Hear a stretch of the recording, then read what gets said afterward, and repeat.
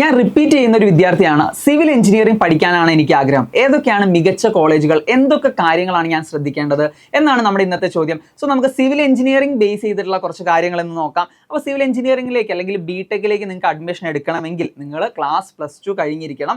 ഒരുപാട് കോളേജുകൾ നമ്മുടെ ഇന്ത്യയിലുണ്ട്. അപ്പോൾ അതിലൊക്കെ +2 കഴിഞ്ഞ് മെറിറ്റിന് വേണ്ടിയിട്ടുള്ള ഒരു എൻട്രൻസ് എക്സാംസ് ബേസ് ചെയ്തിട്ടുള്ള കോളേജുകളുണ്ട്. അല്ലാതെയും നമ്മളുടെ +2 സ്കോർ മാത്രം വെച്ചെടുക്കുന്ന കോളേജുകളുണ്ട്.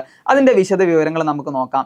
അപ്പോൾ പ്രധാനമായും നമ്മൾ ക്ലാസ് +2 കഴിയുമ്പോൾ നമ്മൾ സയൻസ് ആൻഡ് മാത്സ് സബ്ജക്റ്റിൽ 50 മുതൽ 60% വരെ സ്കോറുകൾ കംപ്ലീറ്റ് ചെയ്യുന്നവർക്കാണ് മിക്ക കോളേജിലേക്കും അല്ലെങ്കിൽ മികച്ച കോളേജുകളിലേക്ക് അഡ്മിഷൻ എടുക്കാൻ സാധിക്കുന്നത്. സോ IITകൾ NITകളിലേക്കാണെങ്കിൽ നമുക്കറിയാം JEE മെയിൻസ് ആൻഡ് അഡ്വാൻസ് എഴുതിയിട്ടാണ് നമ്മൾ എന്ത് ചെയ്യുന്നത്, സിവിൽ എഞ്ചിനീയറിംഗ് കോഴ്സിലേക്ക് എൻറോൾ ചെയ്യുന്നത്. അതിന് പുറമെ മറ്റ് കോളേജുകളിലേക്കുള്ള എക്സാംസിൻ്റെ ലിസ്റ്റ് ഞാനൊന്ന് പറയാം. ഒന്ന് TNEA counselling, then MHT CET, then KCET, പിന്നെ നമ്മുടെ KEAM, ദെൻ VITയിലേക്കുള്ള VIT EEE എക്സാം, ദെൻ BITSിലേക്കുള്ള BITSAT exam, then MET. So അതിന് പുറമെ സിവിൽ MTechലേക്കാണ് നിങ്ങൾ നോക്കുന്നതെങ്കിൽ ഗേറ്റ് എക്സാംസ് ത്രൂ നിങ്ങൾക്ക് എൻറോൾ ചെയ്യാവുന്നതാണ്.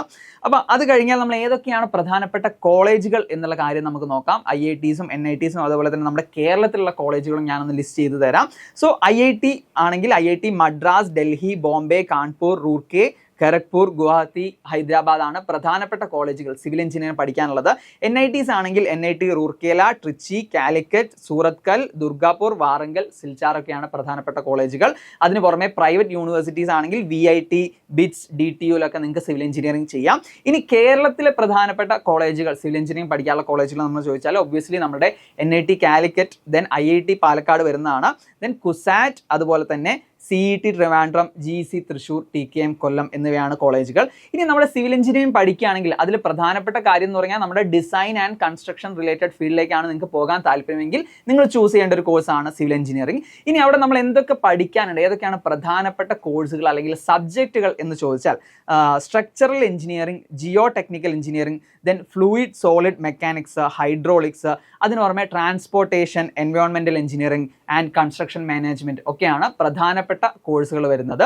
സിവിൽ എഞ്ചിനീയറിംഗ് ഫീൽഡിൽ നമ്മൾ ഒരു എൻട്രി ലെവലായിട്ട് എക്സ്പെക്ട് ചെയ്യാവുന്ന ഒരു സാലറി 3 to 6 LPAs ഒക്കെ ആയിരിക്കാം. പക്ഷേ നമ്മൾ മികച്ച IITസും NITസും ഒക്കെ ആണെങ്കിൽ നമുക്ക് 10 മുതൽ 15 വരെയുള്ള LPA പാക്കേജുകൾ നമുക്ക് നേടിയെടുക്കാൻ സാധിക്കുന്നതാണ്. ഇതുപോലുള്ള കരിയർ റിലേറ്റഡ് ആയിട്ടുള്ള സംശയങ്ങൾ നിങ്ങൾക്ക് താഴെ കമൻറ്റ് ഡൗൺ ചെയ്യാം. നിങ്ങളുടെ മക്കൾ സയൻസ് മാത്സ് സബ്ജക്റ്റിൽ മിടുക്കരാണോ?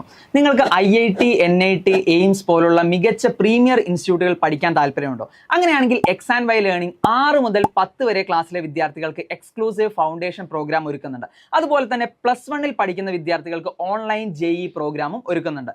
മികച്ച അധ്യാപകർ IITൻസും NITൻസും ഡോക്ടേഴ്സും ആയിട്ടുള്ള മികച്ച അധ്യാപകരാണ് നമ്മുടെ ക്ലാസ്സുകളെല്ലാം എടുക്കുന്നത്. കൂടുതൽ വിവരങ്ങൾ അറിയാൻ താഴെ കാണുന്ന ലിങ്കിൽ ക്ലിക്ക് ചെയ്യുക.